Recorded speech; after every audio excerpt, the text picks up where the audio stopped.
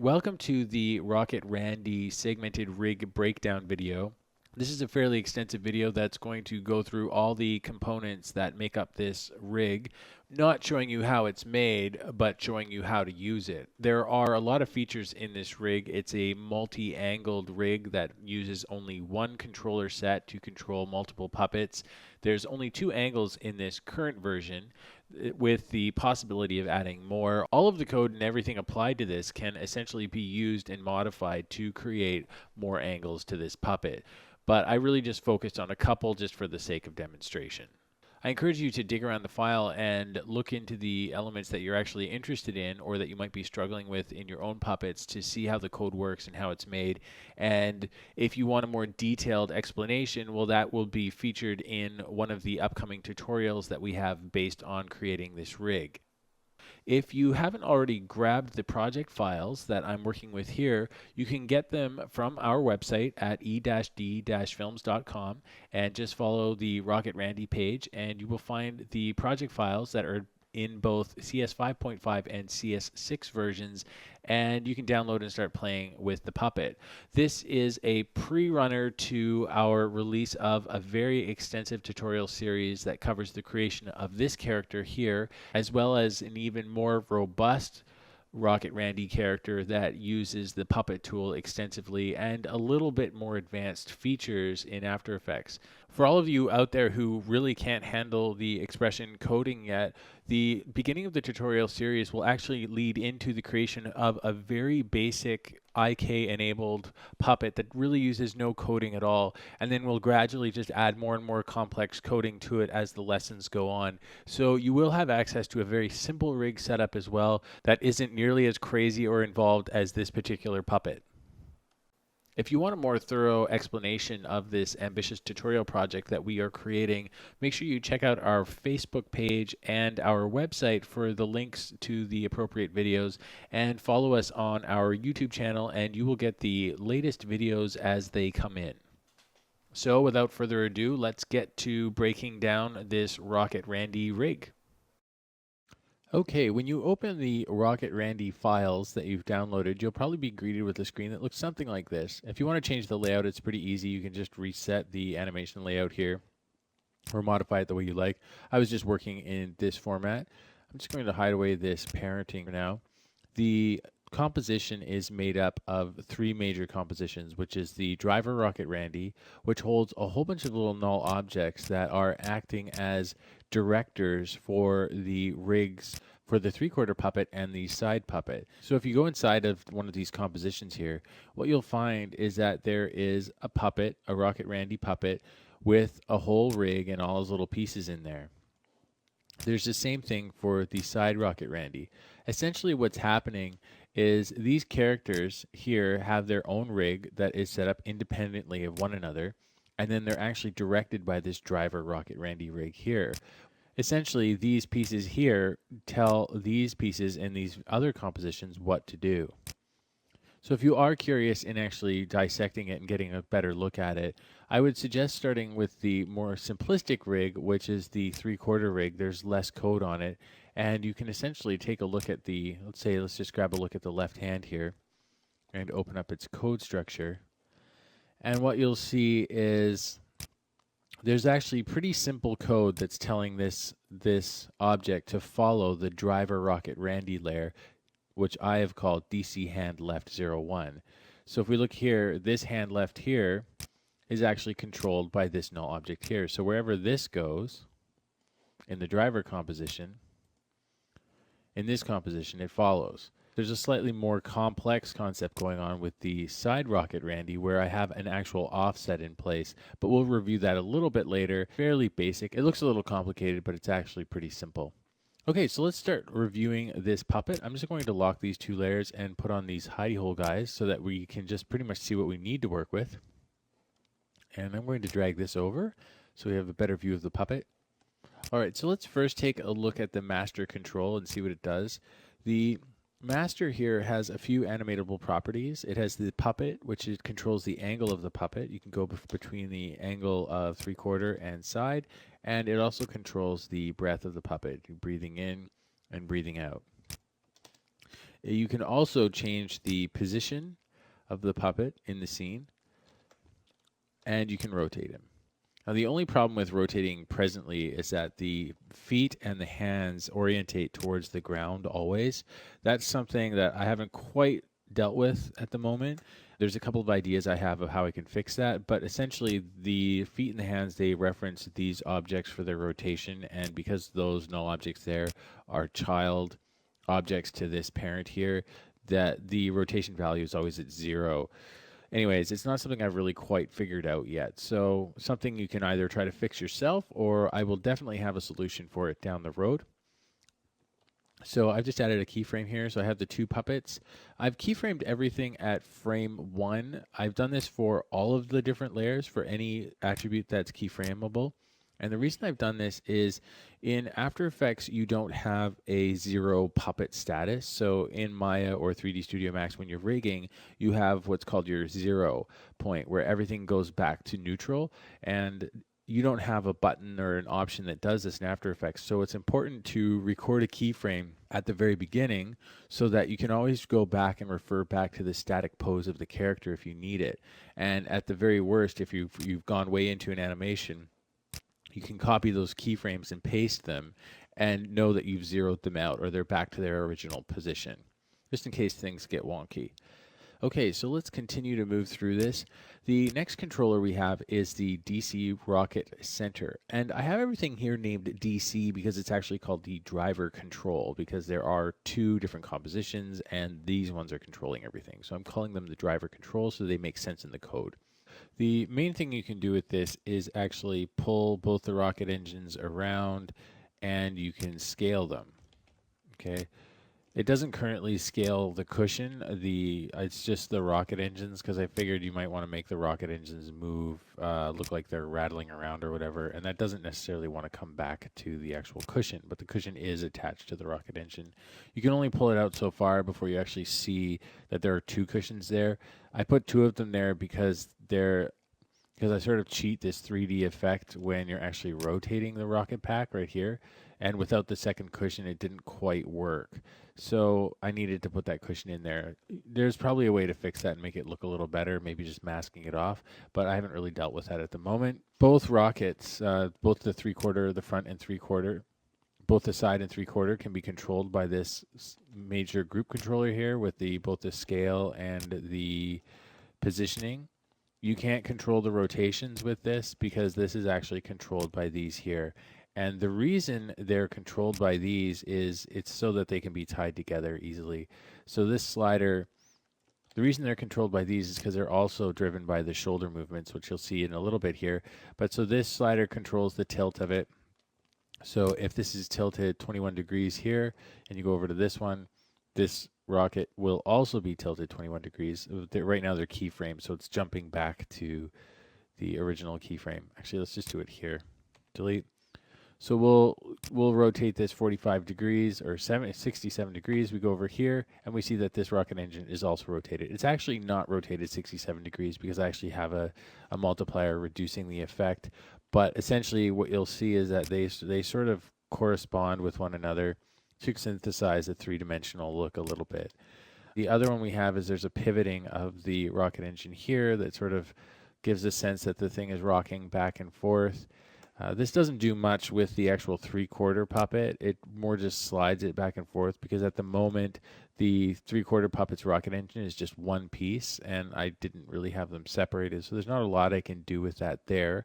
But maybe in the next version I can do something with it. Then what we have is the rocket left and right. And if you check out the animated properties behind this one, it's mostly position, scale, and rotation. Now this one does not affect the 3/4 puppet. As you can see, this is strictly for the side puppet.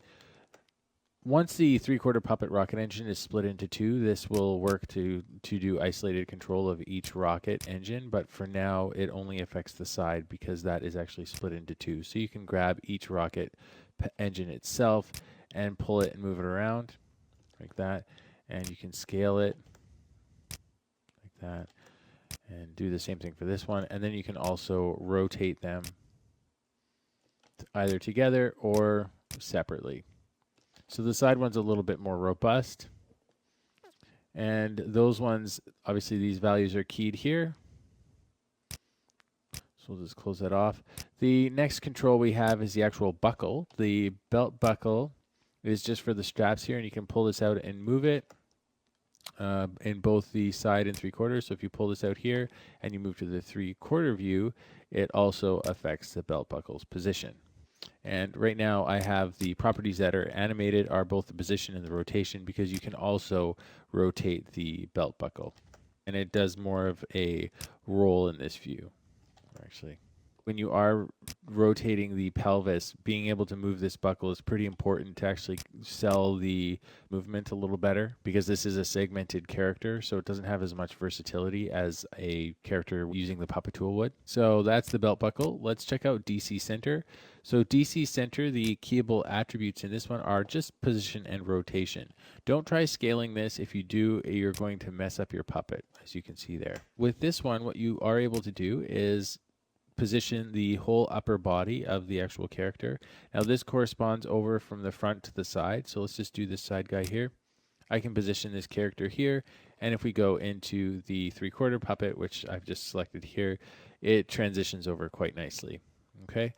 You also have the ability to rotate. This is everything up, including the pelvis. So this center is essentially what I call his center of gravity. What you may notice is that, again, the hands are moving a little bit strangely, like the elbows are bending.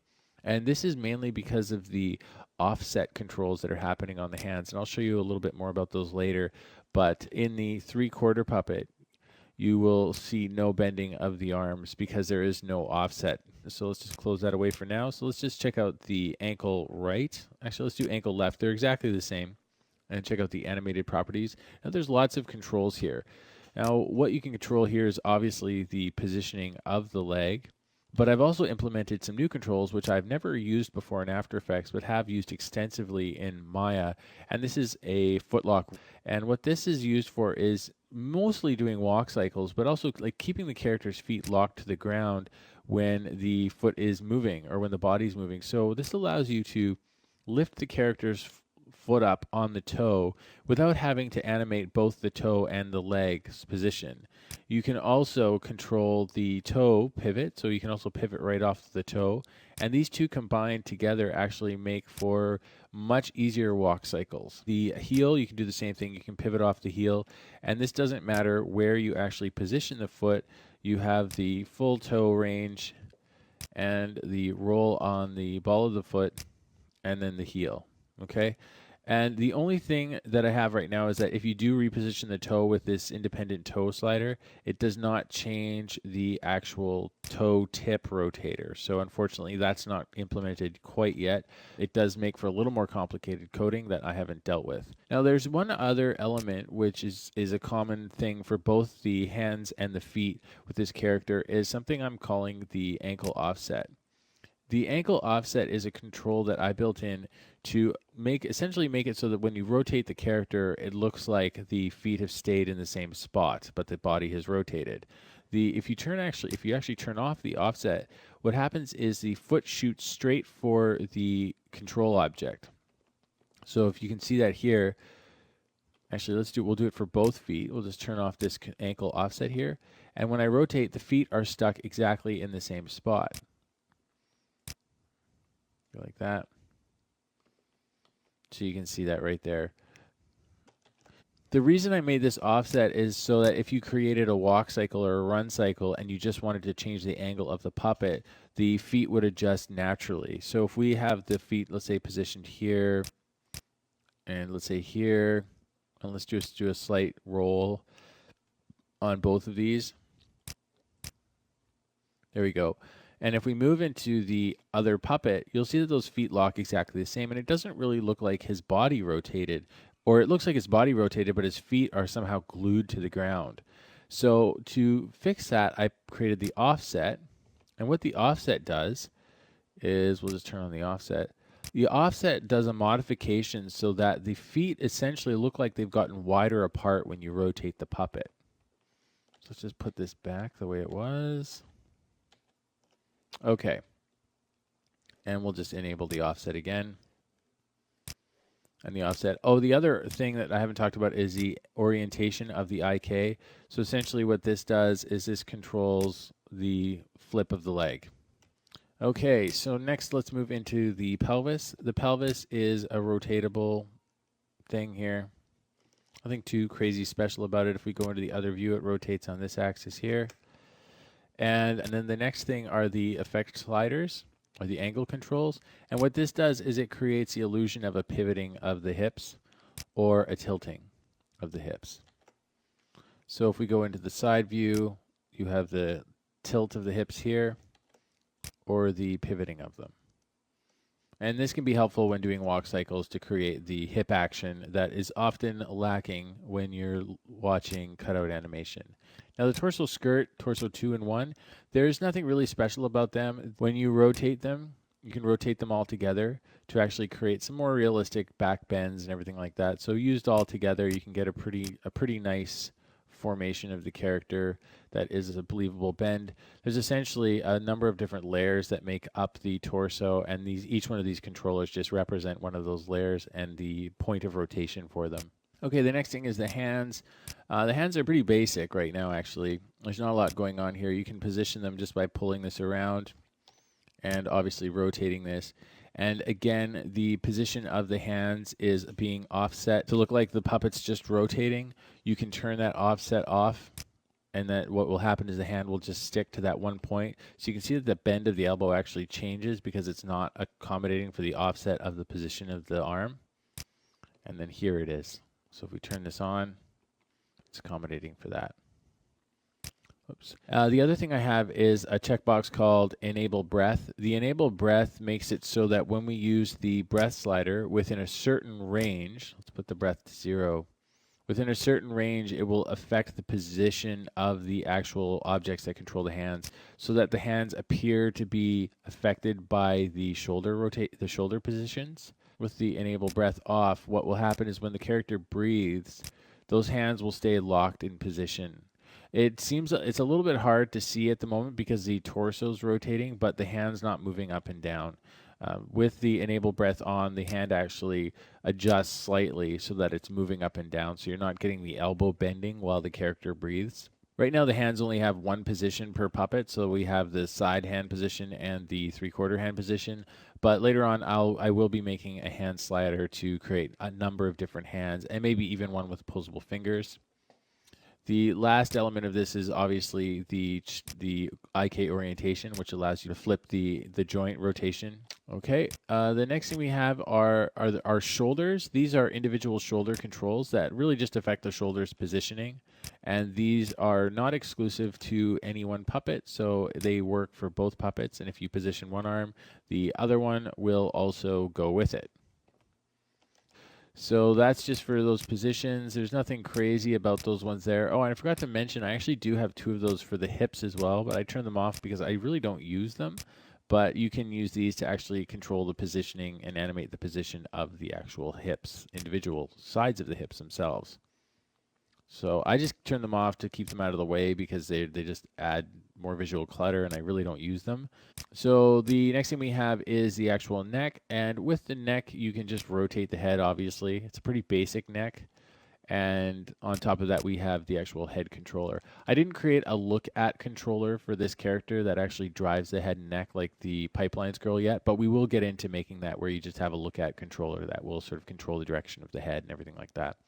For the neck, the other thing we have is a shoulder tilt function, and this is an attempt to create sort of the illusion that the upper body is twisting a little bit. And I think it sort of works. It'll work better once we're using the puppet tool on the upper torso because we'll get some nice distortions on the torso.